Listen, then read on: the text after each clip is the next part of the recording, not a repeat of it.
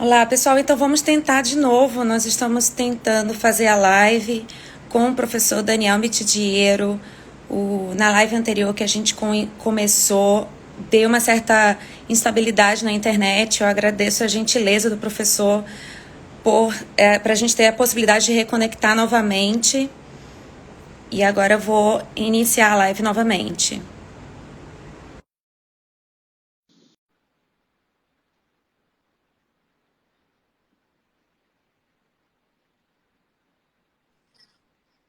Agora, oi, tudo bom, professor? Tudo bom, Carol. Vamos de Agora acho que novo. melhorou. Vamos de novo, então.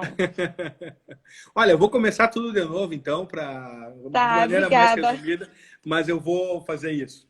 Eu estava dizendo que eu gosto muito de viajar pelo país, e é uma pena que eu não possa estar em Manaus. Aí, inclusive, eu quero dizer que a Vitória, minha esposa, está louca para ir para Manaus. Eu disse para ela que quando passar a pandemia, a gente vai dar um pulo em Manaus. Se E prepara para o calor também daqui. Isso, um pulo que não é tão pequeno assim, né? Um pulo Hum. grande, que a gente gosta muito. Eu particularmente gosto muito do escritor daí, que é o Milton Atum. Acho sensacional os livros dele. E tem vários amigos aí, o Daniel, né, o Otávio, que me convidou para a live, o Vitor, o Ticiano, enfim, eu quero agradecer muito a vocês, agradecer a ti, Carol, desse carinho, da recepção e do nosso diálogo aqui. Eu fico realmente muito feliz que a gente possa conversar. Mas indo direto ao nosso ponto, Carol, o que eu mais ou menos queria dizer é o seguinte: durante muito tempo a gente imaginou que o processo civil só tinha uma função ligada ao caso concreto, né? Ou seja, a gente precisava solucionar um caso concreto. Podia ser um caso concreto envolvendo direitos individuais, poderia ser um caso concreto envolvendo direitos transindividuais, né? Nossa legislação chama de difusos ou coletivos. Podia ser um caso concreto envolvendo controvérsias abstratas, né, como do controle, mas sempre estava ligado a uma controvérsia particular, algo que deveria ser apreciado em particular. O que a gente começou a perceber, e isso principalmente a partir dos estudos sobre teoria da interpretação, que começam lá com precedentes obrigatórios do Marinoni, e depois segue com o Zanetti, e segue adiante com os meus estudos também, que aprofundam essa relação, é que existe uma outra função, né, que o processo civil desempenha, que não é uma função propriamente ligada ao caso concreto ou que não está, por assim dizer, concretizada no dispositivo, né, no dispositivo que aprecia uma controvérsia particular, né, que é uma dimensão que eu vou chamar aqui de geral, aquela dimensão ligada ao enriquecimento da ordem jurídica, né? Então, o caso concreto, ele normalmente era visto pela doutrina e pelo processo civil tradicional como ponto de chegada, né? Eu interpreto a lei, interpreto a Constituição, ouço as partes, para o quê? Para chegar ao caso concreto e resolvê-lo com justiça. Quando a gente olha por uma outra perspectiva, a gente vê que o caso concreto pode ser o ponto de partida e não mais o ponto de chegada. O caso concreto, ele passa a ser o ponto de partida, ele é um pretexto para que eu possa desenvolver efetivamente aquilo que tem que ser desenvolvido, que é outorgar significado ao direito, descrever sentido ao direito a partir de um caso concreto. E com isso enriquecer a ordem jurídica, né, da unidade ao direito. E aí eu acho que essas duas dimensões acabam dando um retrato mais rico, um retrato mais amplo daquilo que efetivamente acontece hoje no processo civil brasileiro, né? E eu tiro basicamente daí duas consequências, Carol. Acho que a primeira delas é a seguinte: daria para tentar estudar o processo civil buscando soluções, né, primeiro, para essa tutela, que a gente chama em particular de caso concreto, e depois atacar, por assim dizer, esses outros problemas que aparecem assim setorialmente no processo civil, dá. É uma estratégia que eu chamo da estratégia da raposa. Agora, também dá para tentar compreender o processo civil numa perspectiva mais ampla, né? Já saindo de cara com uma ideia chave, uma ideia capaz de amalgamar né, toda essa situação. Foi particularmente o que eu me propus a fazer com o Marinoni e com o Sérgio Arenhart, no nosso curso, no core, nos nossos livros. Olha, vamos ver o processo civil a partir de uma perspectiva que é da tutela dos direitos, e tutela dos direitos em particular, em geral. E a gente costuma dizer, né, lembrando lá daquela frase de que a raposa sabe muitas coisas, o ouriço sabe só uma, mas ela é muito importante. Então, uma estratégia mais de ouriço.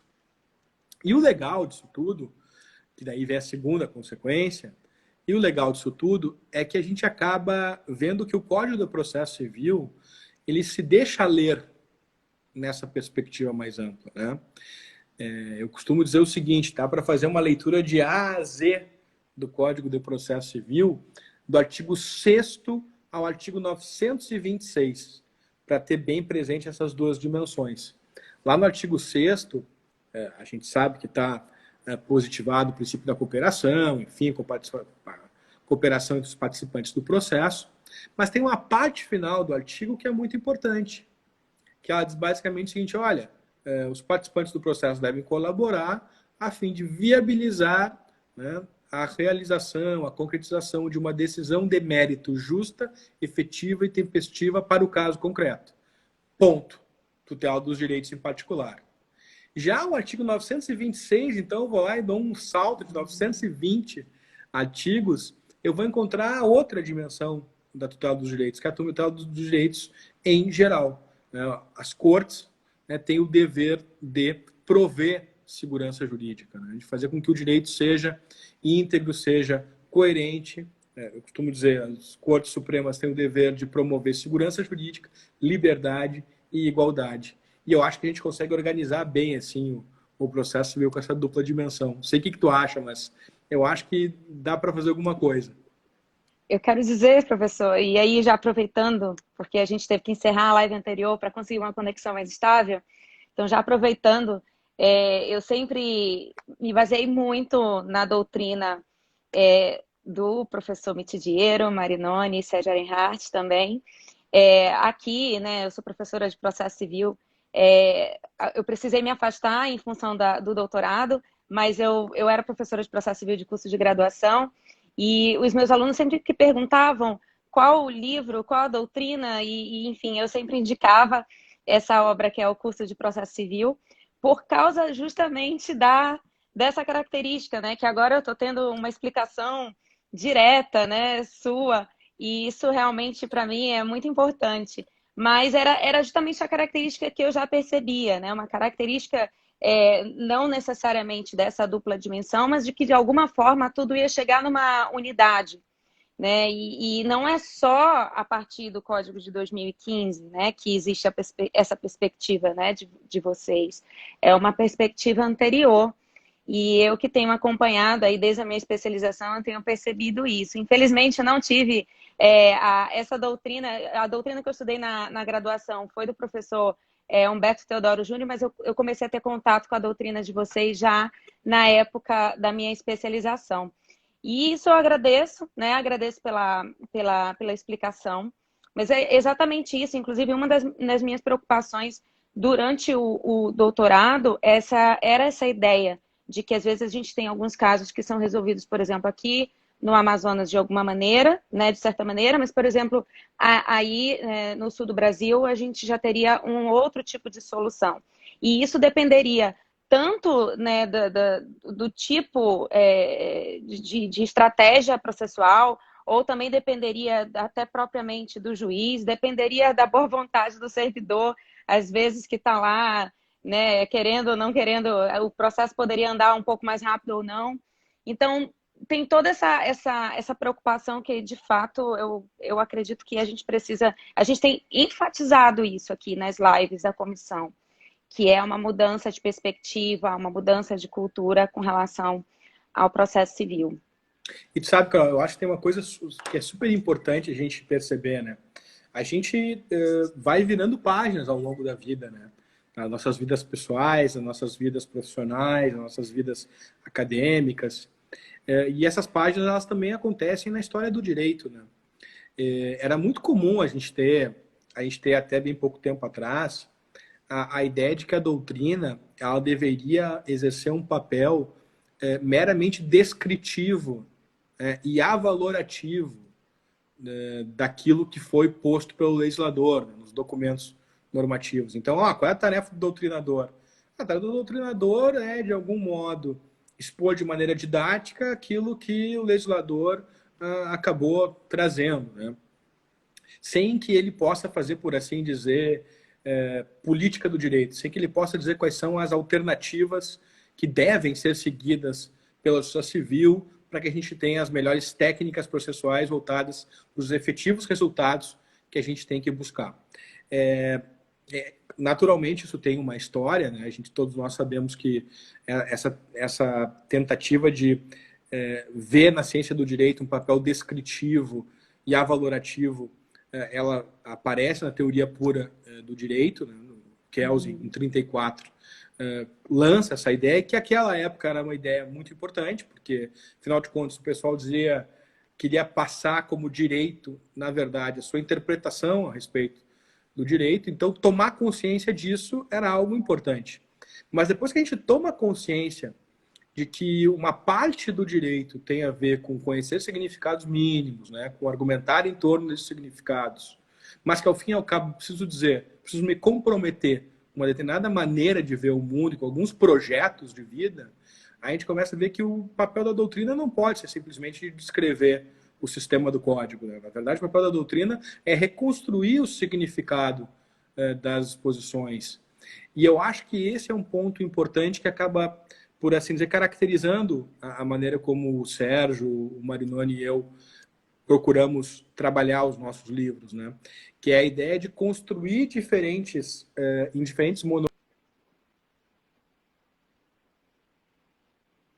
essa ideia de tutela dos direitos.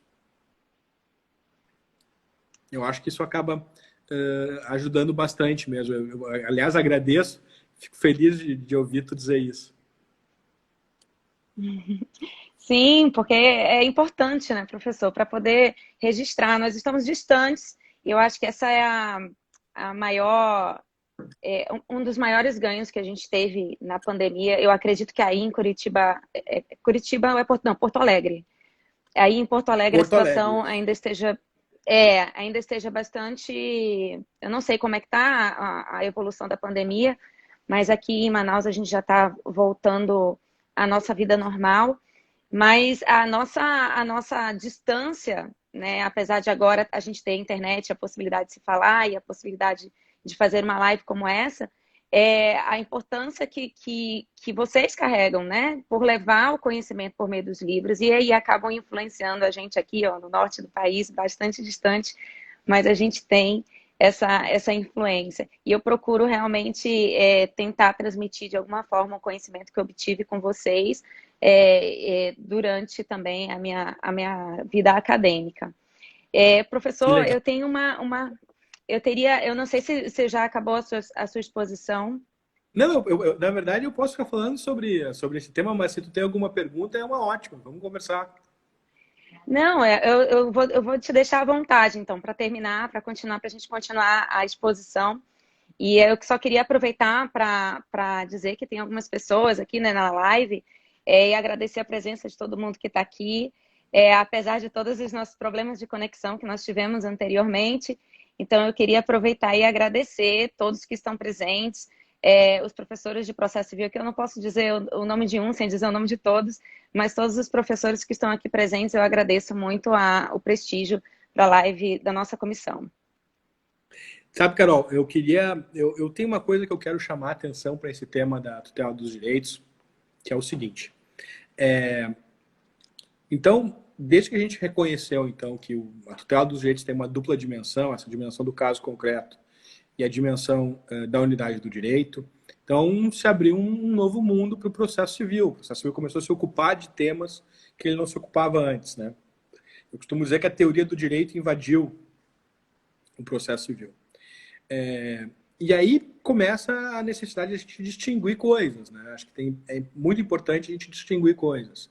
E a primeira coisa que eu costumo dizer, olha, se eu estou trabalhando na tutela dos direitos do ponto de vista da unidade em geral, é importante saber que o tema do precedente, ele não é propriamente um tema de processo civil.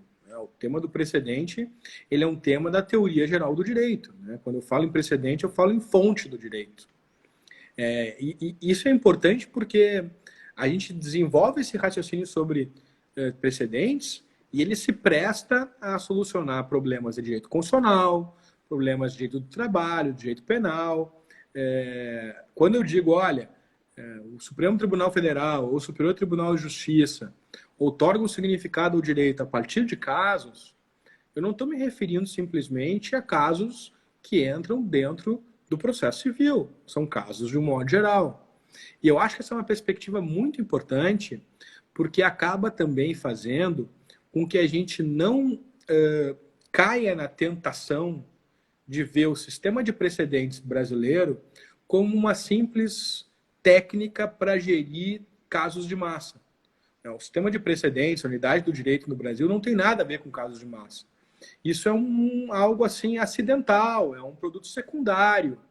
Eventualmente eu posso resolver casos de massa com técnicas de recursos repetitivos, mas não é esse o objetivo. Então, quando eu coloco a tutela dos direitos em geral nessa perspectiva, a primeira coisa que vem é a seguinte: precedente não tem nada a ver com casos repetidos. O precedente tem a ver com fonte dos direitos, com teoria do direito. A segunda questão que é importante, e que acho que vale a pena frisar também, é que a unidade do direito acaba trazendo para o campo do processo civil uma maneira de trabalhar com o processo que a gente não tinha ainda. E aí entram institutos que valem a pena a gente estudar. Por exemplo, ratio decidendi. O que é o precedente? O precedente é a ratio decidendi. São as razões necessárias e suficientes para a solução de uma questão que são sufragadas pela maioria ou pelo todo de um colegiado. Isso é, na verdade, o precedente. Existem outras coisas nas decisões que não fazem parte do precedente. São o que a gente chama de opter dictum, né? Aquilo que é dito de passagem. Então, esses conceitos aparecem no código. Aparece um conceito no código que é o de distinção. Olha, quando um caso não é igual ao outro ou não é suficientemente semelhante, eu tenho que distinguir um caso do outro. Isso é uma técnica que eu preciso combinar com o direito ao contraditório e com o dever de fundamentação, e o código faz isso. A mesma coisa a superação do precedente. E aí já entra um problema de competência, né? Qual é a corte que pode se afastar do precedente? Só a corte que formou o precedente, é evidente na minha avaliação. Então, esses temas acabam se conectando, né? O contraditório, a fundamentação, a competência. Esses temas, eles ganharam, por assim dizer, um novo filão. Eu acho que esse é um ponto importante. Quando eu falo em tutela dos direitos em particular e geral, eu consigo organizar a cabeça. Onde é que estão, quais são as caixinhas que estão em jogo aqui, né? Então, o poder dessa síntese, né, de pensar como um ouriço, por assim dizer, é justamente responder de uma maneira mais organizada aos diferentes desafios que o processo nos coloca. Sim. E assim, professor, a gente tem muita dificuldade, e a gente percebe com todas as questões que a gente tem debatido aqui, sempre as pessoas perguntam durante a live, e também experiências pessoais aqui, de muitos alunos que têm a dificuldade de definir exatamente ou de confundir o precedente com outros instrumentos. Eu acho que, não outros instrumentos, né? Mas, por exemplo, com a súmula ou com a própria decisão, ou qualquer decisão é um precedente, justamente em função da palavra precedente. Então, eu queria saber se, de repente, com a sua clareza e com toda a sua didática, se nessa live, se eu não conseguiria obter aí um conceito de precedente. Vamos lá, Carol. Acho que é uma ótima provocação. Bom, a primeira coisa que eu acho realmente importante é a gente distinguir decisão e precedente. Né? Depois a gente distingue precedente e súmulas, mas decisão e precedente é algo absolutamente imprescindível para a gente começar a conversar sobre o tema. Né? A gente vai ver logo em seguida que essa distinção tem reflexos muito significativos em outros temas correlatos, como, por exemplo, o tema da reclamação, que tem a ver com decisão e não com precedente, com o tema da distinção entre modulação de efeitos e superação para frente do precedente. Modulação de efeitos em controle tem a ver com decisão. Superação para frente tem a ver com precedente. Então, esse é o início de tudo, né? Distinguir decisão e precedente. E a decisão está ligada à tutela dos direitos em particular. A decisão é a decisão do caso concreto, é o dispositivo que soluciona uma controvérsia, né? Uma controvérsia particular. Por que eu falo aqui em controvérsia particular? Porque a controvérsia ela é particularizada. Ela pode ser concreta ou pode ser abstrata. A ADIM, a ADC, resolvem uma controvérsia particular abstrata, né? Porque examina uma lei em tese, mas é uma lei particular que é examinada. Então, essa é a decisão do caso. Agora, essa decisão do caso, que tem relatório, que tem fundamentação, que tem dispositivo, ela tem lá na fundamentação algumas razões, né? As razões que justificam as interpretações que foram dadas para se chegar àquela solução, àquele dispositivo. Muito bem. O que é o precedente? O precedente é a generalização que eu faço, é a abstração das razões. Então, na verdade, o precedente é um discurso sobre a decisão, é um discurso sobre um discurso, é um metadiscurso, né? Então, é a generalização das razões. Então, por isso que eu vou acabar desprezando, por assim dizer, as características acidentais do caso. Quem são as partes, quem ganhou, quem perdeu, a hora do dia, a lei específica, se for uma decisão em controle de constitucionalidade. Eu vou ter decisão em controle, mas eu posso ter um precedente oriundo do controle. É uma generalização dessas razões. E aí, então, fica o quê? Fica o essencial. Ficam os fatos essenciais, juridicamente qualificados, e as razões que levaram à outorga de significado às disposições. Então, isso é precedente. Então, nós temos o nível da decisão, nós temos o nível do precedente. Agora tem um terceiro nível ainda que o nosso direito nos coloca, que é o nível da súmula. O nível da súmula não se confunde com o nível do precedente, nem com o nível da decisão. O que é a súmula? A súmula é a abstração da abstração. Então, se do caso concreto para o precedente eu deixo algumas coisas para trás ou alguma coisa para baixo, no primeiro lance de escada, quando eu subo o segundo lance de escada do precedente para a súmula, eu deixo mais alguma coisa no andar de baixo. O que eu deixo? Eu deixo todos os fatos. Aí o precedente é só aquele enunciado. A súmula é só aquele enunciado. Sim. São como as teses, né? As teses funcionam mais ou menos como as súmulas. Então eu acho bem importante distinguir essas coisas. O precedente mesmo, ele está acima da decisão e está abaixo da súmula. Mas no sentido de abstração dos fatos. Não há uma hierarquia entre eles, não é um comentário do ponto de vista hierárquico. Não, é simplesmente da sua distância para a controvérsia. E aí sim, levando em consideração que o precedente é uma generalização dessas razões, aí eu tenho que saber quais razões, as necessárias e as suficientes. Eu acho que assim dá para ter clareza assim, quanto a esses aspectos. Podia me dizer assim, mas Daniel, isso está muito abstrato ainda. Sim, é abstrato, é para ser mais flexível, para a gente ter condições realmente de trabalhar com essas coisas na prática, né? E então, quando, por exemplo, nós temos essas situações das teses vinculantes, as teses são vinculantes ou os precedentes seriam os vinculantes? São os precedentes vinculantes, né? As teses, na verdade, elas vinculam enquanto refletem o precedente. Assim como as súmulas, né? As súmulas refletem enquanto... As súmulas vinculam enquanto refletem os precedentes. Claro que eu posso dizer, olha, a tese é vinculante, a súmula é vinculante. Mas quando eu digo isso, eu estou dizendo isso naturalmente de uma maneira oblíqua, né? Eu estou... Isso. Mas é exatamente isso, né?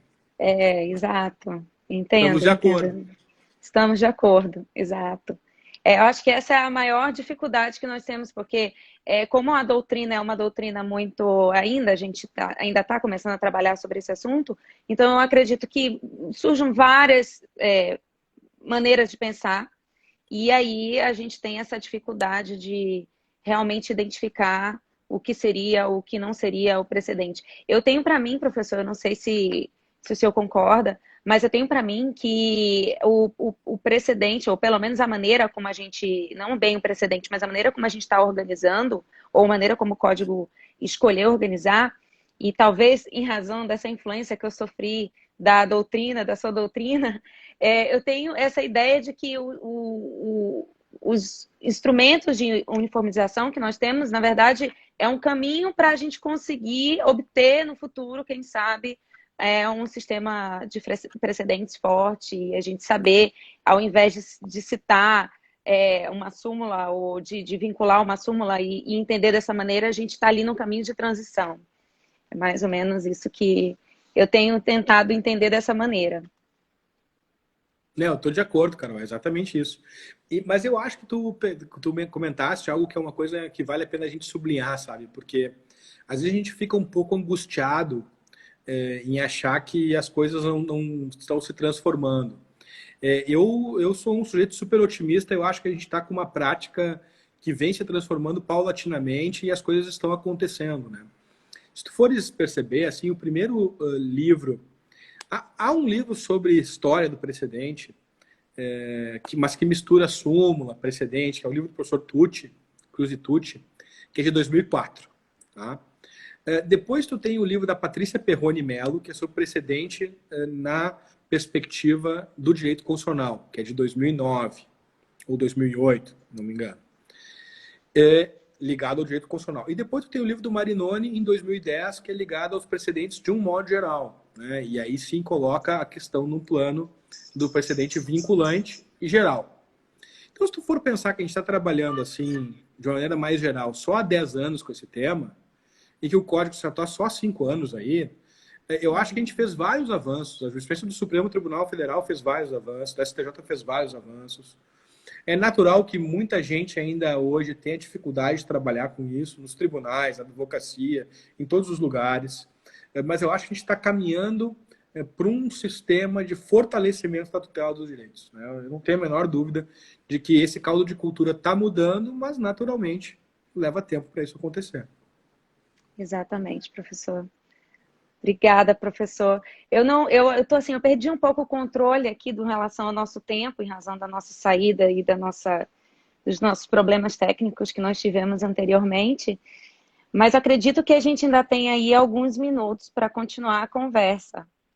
Eu estou à disposição.